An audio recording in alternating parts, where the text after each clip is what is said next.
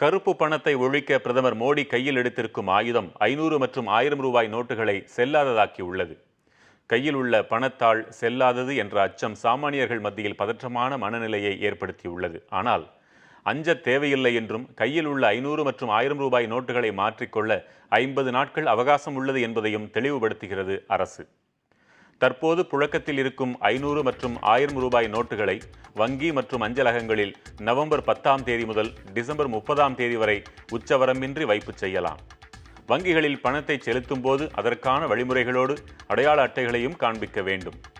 4000 ரூபாய் வரையிலான கையிருப்பு தொகையை வங்கி மற்றும் அஞ்சலகங்களில் நேரடியாக சென்று மாற்றிக்கொள்ளலாம்.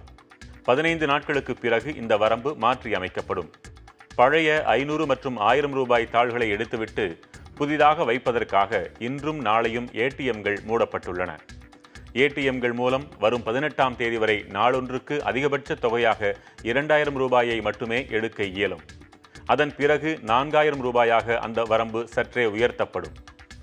நேரடி பணப்பரிமாற்றம் இல்லாத cheque, DD, credit card, debit card, online பண வர்த்தகம் ஆகியவற்றை எப்போதும் போல மேற்கொள்ளலாம். அதற்கு தடையோ கட்டுப்பாடோ இல்லை. அரசு மருத்துவமனைகள், ரயில் நிலையங்கள், பெட்ரோல் பங்குகள், அரசு பால் மையங்கள் ஆகிய இடங்களில் நாளை வரை 500 மற்றும் 1000 ரூபாய் நோட்டுகள் ஏற்றுக்கொள்ளப்படும்.